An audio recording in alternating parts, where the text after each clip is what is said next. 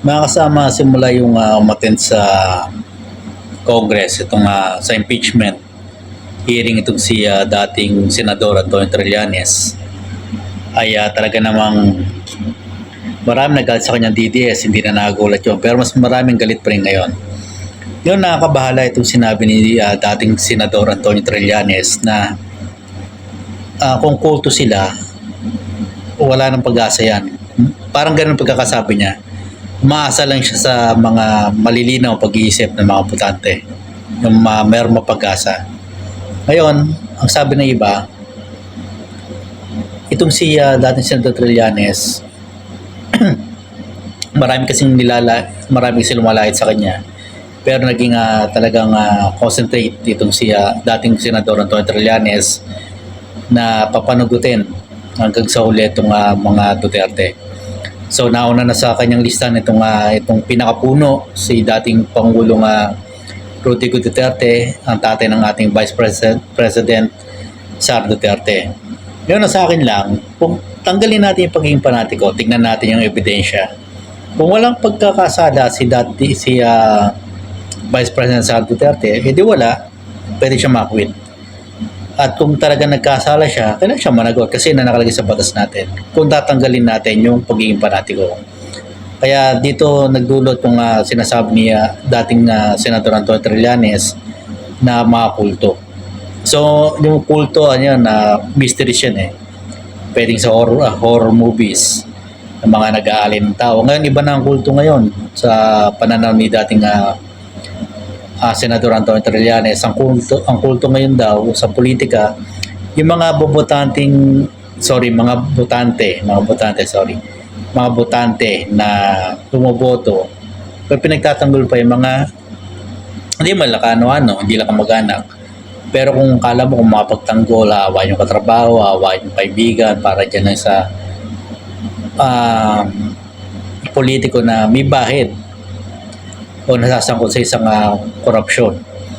So ito, ang wake-up call sa atin ni dating Senator Antonio Trillanes, tanggalin natin yung pagiging kulto na kaisipan kasi walang mangyayari sa bansa po talaga natin yan. Kapag ayaw mo ng korupsyon, buboto ka dapat sa matino, ngayon, kulto na eh.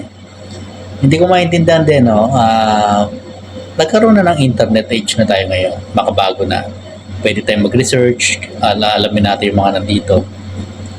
Yung mga impormasyon na nandito sa internet tungkol sa particular na public servant na ating gustong iboto o gustong siya sa atin ng kanyang background. Basta legit lang naman yung website na pupuntahin nyo, walang problema yan.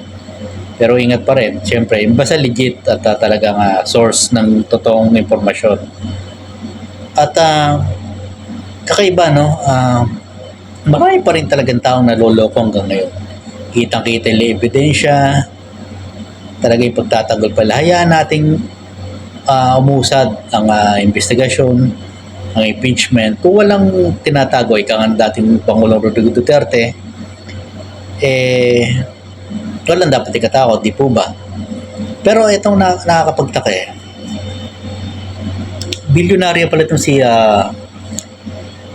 Vice President Sara Duterte. Walang masama doon kung bilyonarya, pero ang tanong doon, yung sinasahod niya bilang politiko, sa kung may negosyo sila, hindi naman talaga siguro papalo ng ganung bilyon-bilyon ng pera.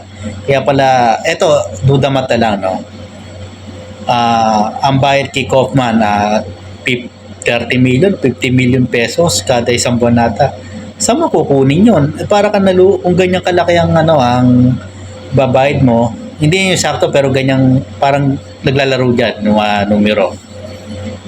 Kung ganyan halpa 30,000 million, 50,000 million kada buwan na binabayad mo sa isang international ICC lawyer, ay defense lawyer, saan mo kukunin ganun pera? Ganun lang, isipin mo yun.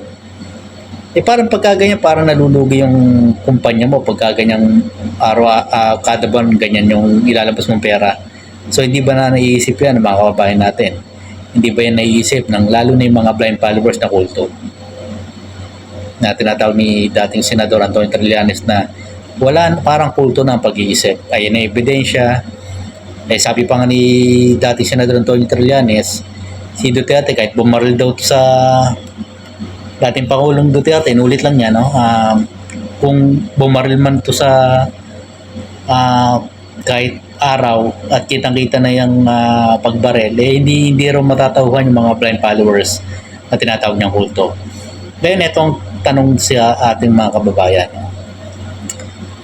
Naranasan na natin yung hindi magandang paggasta o paggasto sa pera natin ng Vice President Duterte. Ngayon, hindi ka ba mag-iisip? Siya ba'y pwedeng Pangulo pa ng Pilipinas? Kung si dating Vice President Leni Robredo, nakita nyo, di ba? Halos ginigipit siya ng mga kalyado ng dating Pangulo Rodrigo Duterte. Yung budget ko, konti lang. Pero nakita nyo naman, di ba, naipapaliwanag niya, umarap siya sa Kongreso. Kung siya niya gagastos yung pera, malayong malayo kay Vice President Sara Duterte ngayon. Si dating Vice President Leni Robredo, ang daling i-approve yung budget niya at napagkasya niya at ito yung nakita ng COA na maayos ang paggasta. Ngayon may red flag dito kay Vice President Sara Duterte ang COA. Final na addition.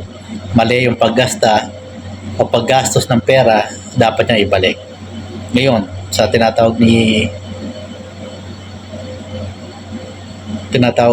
dating Senador Antonio Trillanes na kulto, mga blind followers, mga DDS, hindi nyo ba naiisip yan? So, ganito lang po at maraming salamat.